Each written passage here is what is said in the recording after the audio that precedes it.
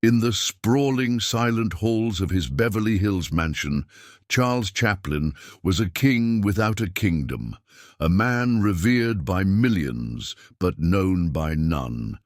He was at the pinnacle of his career, a monument of his own creation, yet the air around him was thin, cold, and lonely. The Tramp, his immortal creation, danced and dreamed across the silver screen, a beacon of hope and resilience in a world shattered by war and economic despair. But the man who wore the baggy pants and twirled the cane was burdened by a different kind of costume, a suit of armor forged from decades of fame, political paranoia, and a gnawing existential loneliness. He was a master of physical comedy, but his own face had forgotten how to truly smile. The constant hum of political whispers followed him like a shadow. This was the era of the House Un-American Activities Committee, a time when a simple handshake or a word of sympathy could brand a man a traitor. Chaplin, with his progressive views and disdain for blind patriotism, was a constant target. He lived in a gilded cage, his every move scrutinized, his every silence interpreted. His associates were a flurry of nervous energy, his security detail, a constant, unwelcome presence. He was a puppet master of emotions on film, but a puppet himself in the cruel game of American politics. It was into this suffocating reality that a simple brown envelope arrived. It was not from a studio executive, a political pundit, or a fawning fan. It was from a small, remote town in the heart of the country, a place he had never heard of, and it contained a single handwritten letter. His secretary, a meticulous and ever-anxious woman, had tried to intercept it, but Chaplin, in a moment of detached curiosity, had plucked it from her hand. The scrawled handwriting was difficult to read, a testament to a weak grip. It was from a boy named Arthur, a boy who was dying. The letter was disarmingly simple. It spoke not of fame or fortune or the glamour of Hollywood. It spoke of the Tramp. It described how the tramp's walk had given the boy courage, how his silent defiance had made him feel less afraid, how his simple, hungry hope had made a lonely life a little less lonely. The final line was a plea not for an autograph, but for a visit. "I just want to thank him," it read. "The man behind the Tramp." Chaplin's first reaction was a cold, bitter laugh. He tossed the letter onto his mahogany desk. "Nonsense," he muttered. His manager, a portly man named Walter, agreed vehemently. "Mr. Chaplin, are you mad? A 500-mile trip? The press would be on you like vultures. Think of the risk. The government will see it as a publicity stunt or worse, a political statement." Walter's fear was palpable, a mirror of the society they lived in. Chaplin ignored him, pacing the floor, the sound of his expensive leather shoes echoing in the cavernous room. He had not truly felt for so long. He had perfected the art of performing emotion, but had long forgotten how to feel it. He stared at the letter. It was so small, so insignificant, yet it held a weight that seemed to break through his defenses. He ran a hand through his hair, a nervous habit from his stage days. He thought of his own childhood, of his mother's failing health, of the gnawing hunger in his belly, of the workhouses that threatened to swallow him whole. The Tramp wasn't just a character. He was a memory. He was the ghost of a boy who had survived. Suddenly, a gust of wind from an open window, or perhaps something else entirely, shifted a stack of papers on his desk. The letter from Arthur, which had been lying crumpled, was lifted by the draft, and with a silent, impossible grace, landed upright on the desk, perfectly balanced on its folded edge. It stood there, a tiny paper sentinel. Chaplin stopped pacing. He stared at it, his eyes wide. It was an absurdity, a trick of the light, a random act of physics. But in that moment, for the man who had perfected the art of the absurd, it felt like a silent command. It was as if the tramp himself had reached out from the ether to remind him of a different kind of magic. One that had nothing to do with movie cameras and everything to do with a quiet, impossible defiance. He picked up the letter, his resolve hardening. He would go. What could possibly possess the world's most powerful man to risk everything for a single dying fan? The answer might change how you see fame and humanity forever. Subscribe to find out. The journey was a blur of lonely highways and endless fields. Chaplin sat in the back of his limousine, a silent and unsmiling figure, a million miles away from the buoyant joy of his cinematic persona. His driver, a hulking man named Thomas, was under strict orders. No stops, no conversations, no deviations. The world outside the tinted windows was a blur of ordinary lives, a reality that seemed impossibly distant from his own. He arrived at the small, unremarkable hospital in the dead of night, the silence broken only by the hum of the engine and the distant cry of a siren. He was met not by a welcoming committee, but by a single young nurse. Her uniform was simple, her face tired but alert. She carried a quiet dignity that belied her humble station. Her name was Elara. She was a recent immigrant, a refugee from a war-torn country, and her eyes held a depth of sadness and resilience that Chaplin recognized instantly. She had seen too much of the worst of humanity, and yet she still chose to serve it. She was not starstruck. She simply saw a tired, weary man. She led him through the sterile halls, the air thick with the smell of antiseptic and the quiet desperation of unseen suffering. They reached a small private room. Inside, lying in a bed that seemed too large for his frail frame, was Arthur.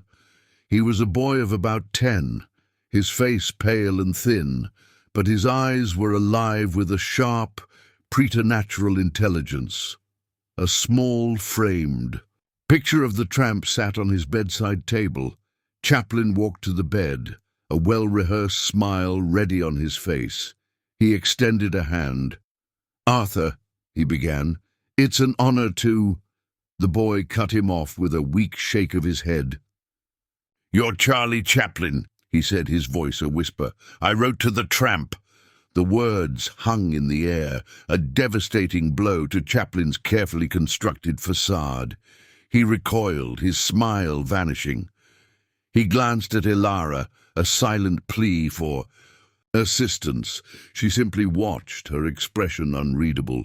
I am the tramp," Chaplin stammered, feeling the mask of his fame cracking. "No," Arthur said, his eyes unwavering. "The tramp isn't a man. He's a feeling. He's a way of surviving. The tramp is me when I'm scared. I just want to know where he came from. The real story." Chaplin felt a hot flush of anger. The boy was asking for the one thing he had spent a lifetime burying. The real story was not for public consumption. It was a story of poverty, of hunger, of a mother's slow descent into madness. It was a story of the cold streets of London and the gnawing shame of being poor.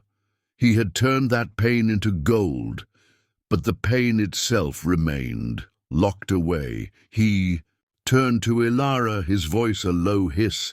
"He's sick. He doesn't know what he's asking. The tramp is an illusion. He's what people need to believe in." Elara's voice was as quiet as the night outside. "The illusion is the man, Mr. Chaplin. The tramp is the truth.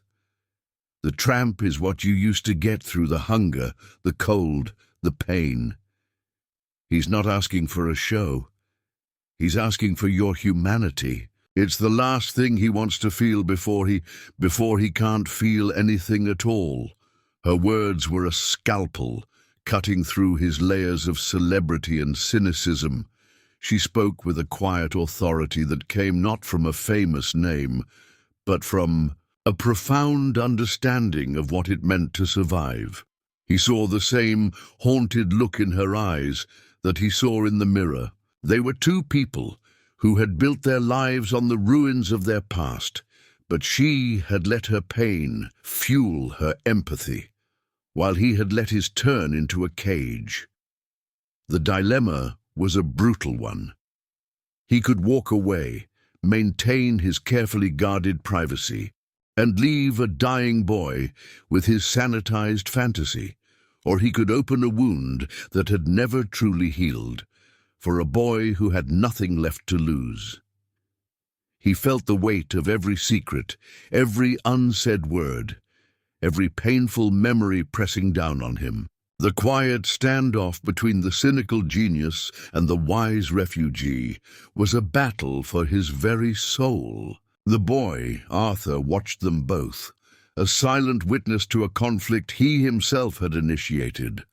Their quiet standoff was a battle of two worlds, one built on illusion, the other on brutal truth.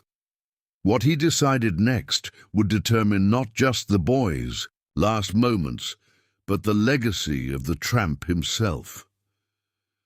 The best is yet to come. Chaplin stayed.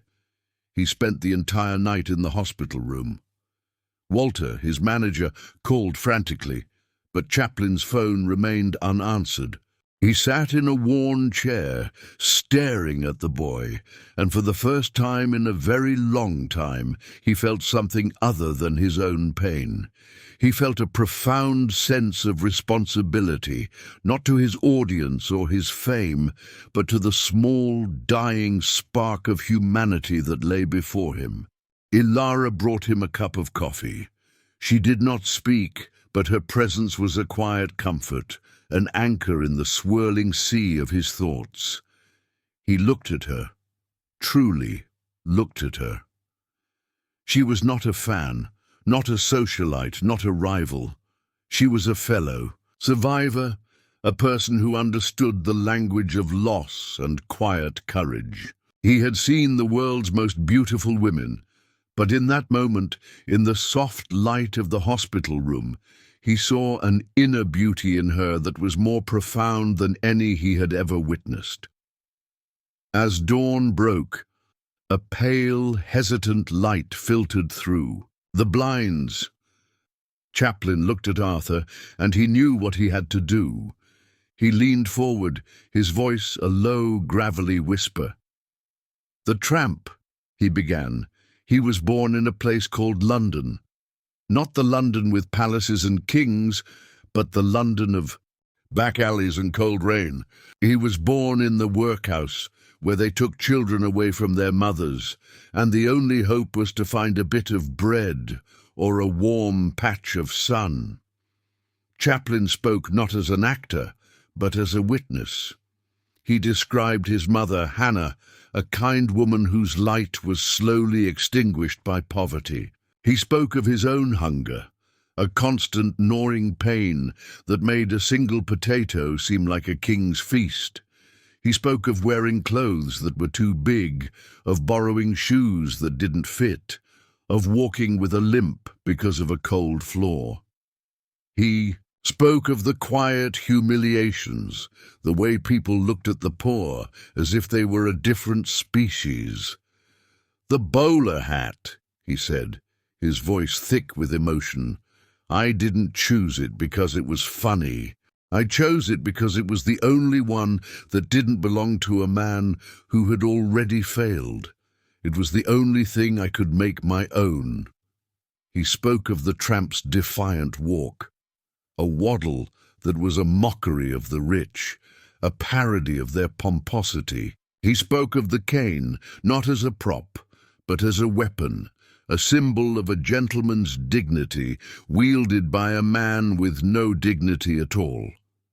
As Chaplin spoke, his voice broke, and for the first time in his life, he was not acting.